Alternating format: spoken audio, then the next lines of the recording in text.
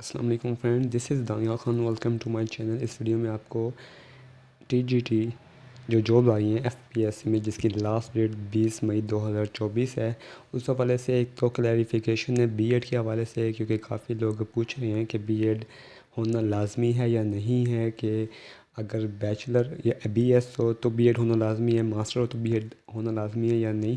तो इस हवाले से एक क्लैरिफिकेशन वो आपको बता देता हूँ, ऐड में ही है तो आपको क्लियर कर देता हूँ। दूसरा, एफपीएससी चलान आपने करेक्टली कैसे फिल करना है और उसकी कुछ हदायत हैं जो आपको बहुत हेल्प करेंगी फ्यूचर में। तो मैं जो न्यू व्यूवर्स हैं उनसे रिक्वेस्ट करूँगा चैनल सब्सक्राइब कर लें, ताकि ऐसी छोटी मोटी जो आपको ज़रूरी हदायत हैं ना, वो आपको इस प्रोफेशनल करियर में बहुत हेल्प करेंगी, तो आपको फ़ायदा होगा।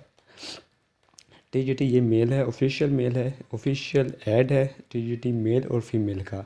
अब जो वैकेंसी यहाँ पे लिखा हुआ है, अगर आप मिनिमम क्वालिफ़िकेशन पे आते हैं, सेकंड क्लास और grade C bachelor degree in the relevant subject. Bachelor degree होगी रेलिवेंट सब्जेक्ट में with BEd, bachelor degree with BEd from a university recognise by HEC. तो उसके बाद उन्होंने दे दी हैं biology, chemistry, history, mathematics, physics and Urdu. तो इसमें ये आपकी रेलेवेंट बैचलर डिग्री होनी चाहिए, और आगे कोटा होगी, डोमिसाइल वाइज कोटा और आगे कि किस डोमिसाइल को कितना मिल रहा है। अब आ जाए प्लेस ऑफ पोस्टिंग नोट पे। Candidate must indicate in the application from category A to F mention कर देंगे, और सेपरेट ऑनलाइन एप्लीकेशन सबमिट करेंगे और सेपरेट फ़ी पे करेंगे फॉर ईच कैटेगरी।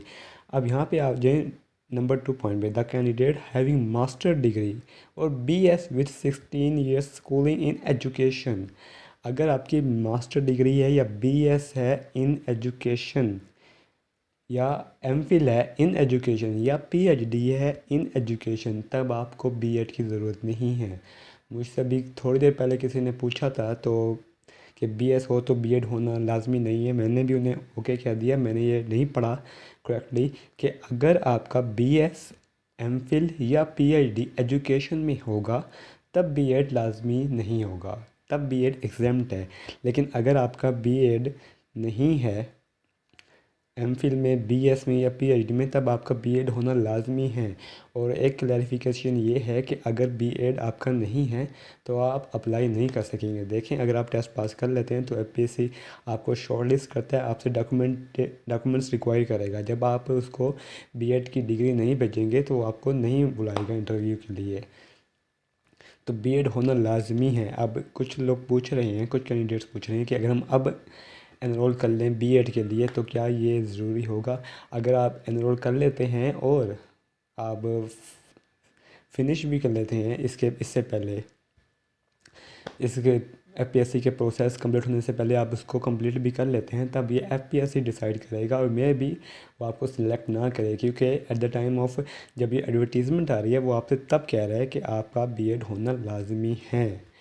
आप अगर आप टेस्ट पास कर लेते हैं तो आपका चांस ज़ाया नहीं होगा, या आप एक रिस्क ले सकते हैं। लेकिन अगर आपका टेस्ट पास नहीं होता तो आपका चांस भी वेस्ट होगा, और आपको एक फ़ायदा ये होगा कि आप बीएड कर लेंगे। जब भी आप लेक्चरर्स, टीचर्स, ईएसटी जॉब्स के लिए अप्लाई करते हैं तो उसमें बीएड तो लाजमी होता है।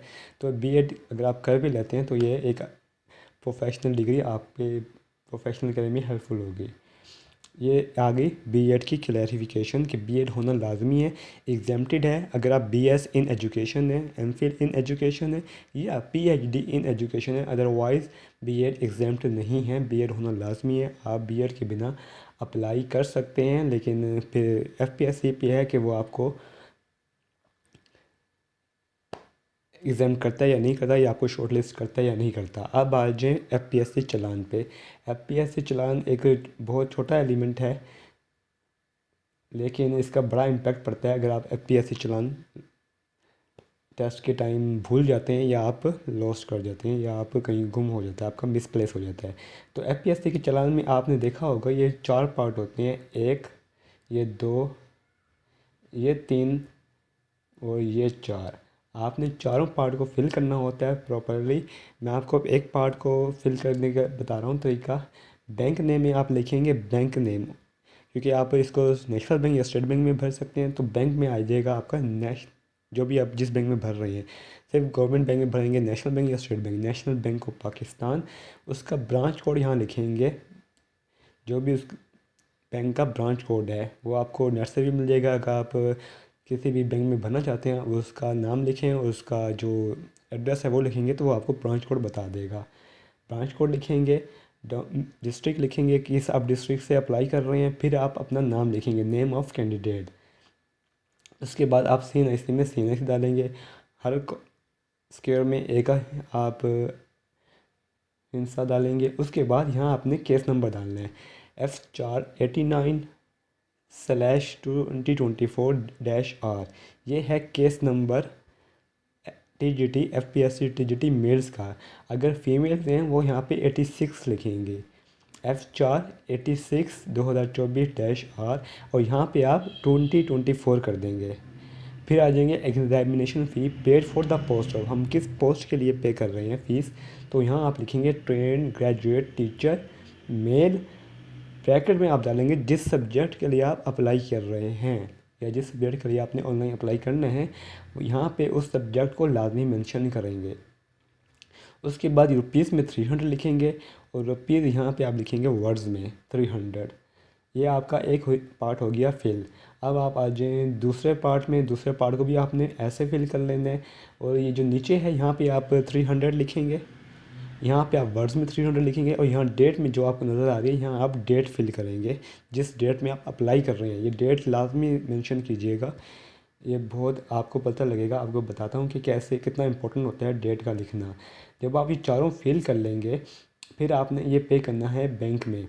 अब इसके पहले दो पार्ट हैं लेफ़्ट से, अगर हम देखें तो ये पहले दो पार्ट आप देंगे बैंक को और बाकी दो पार्ट बैंक आपको दे देगा। एक है आप ही कॉपी, ये कैंडिडेट्स कॉपी लिखा हुआ है यहाँ पे, ये देखें कैंडिडेट्स कॉपी, और दूसरी कॉपी है FPSC की। FPSC ये कॉपी आपसे तब लेगा जब आपका टेस्ट होगा, क्योंकि FPSC का टेस्ट थोड़ा लेट होता है, 3-4 महीने या 6 महीने भी लग जाते हैं। तो जब टेस्ट आता है तो हमें पता ही नहीं होता कि हमारा चालान किधर है। अगर चालान आपको नहीं मिलता, आप टेस्ट पास कर लेते हैं, शॉर्ट लिस्ट हो जाते हैं, आप इंटरव्यू भी दे देते हैं, तब FPSC आपको बार बार कहेगा कि चालान हमें प्रोवाइड करें। अगर आप चालान प्रोवाइड करने में नाकाम रहते हैं तो FPSC आपका कैंडिडेचर कैंसिल कर देगा। चालान बहुत ज़रूरी होता है। अगर आप जो लास्ट डेट ऑफ एडवर्टीज़मेंट है, जिस डेट को ऐड क्लोज़ हो रहा है, फॉर एग्ज़ाम्पल 20/5 को क्लोज़ हो रहा है, अगर आप 20/5 के बाद अप्लाई कर चालान पे भी कर देते हैं तब भी वो काबिल कबूल नहीं होगा। तो 20/5 से पहले पहले आपने चालान पे करना है, और उस जो FPSC की कॉपी है एटलीस्ट वो आपने संभाल के रख देनी है, क्योंकि at the time of test FPSC वो आपसे लाजमी लेगा। आपने अपनी कॉपी और FPSC की कॉपी, ये दो कॉपियाँ आपको बैंक आपको दे देगा और दो कॉपियाँ बैंक आपसे अपने पास रख लेगा। एक पार्ट ये और एक पार्ट ये FPSC, ये दोनों पार्ट बैंक आपको दे देगा, जिसमें से एक आपकी है और एक FPSC की कॉपी है। तो ये है चालान जिसका एक इम्पॉर्टेंट इम्पैक्ट पड़ता है अगर आप इसको मिसप्लेस कर देते हैं। और वो क्लैरिफिकेशन आपने देख ली है, B.Ed होना लाजमी है, चाहे आप BS हैं, मास्टर हैं, MPhil हैं या PhD हैं। अगर आपका एजुकेशन में है तब आपकी एग्ज़ाम्ट है, अदरवाइज़ B.Ed होना लाजमी है। तो ये थी एक थोड़ी सी क्लैरिफिकेशन B.Ed के हवाले से और चालान के हवाले से। चालान आपने नेशनल बैंक में पे करना है या स्टेट बैंक में, और 20/5 से पहले पहले या 20/5 के दिन भी अप्लाई आप पे कर सकते हैं, लेकिन उसके बाद अगर आप पे करते हैं तो वो काबिल कबूल नहीं होगा। तो ये थी छोटी सी ज़रूरी हदायत चालान के हवाले से। आपसे फिर रिक्वेस्ट करूँगा चैनल सब्सक्राइब कर लें ताकि छोटी छोटी अपडेट्स आपको FPSC PPSC के हवाले से मिलती हैं। थैंक यू, अल्लाह हाफिज़।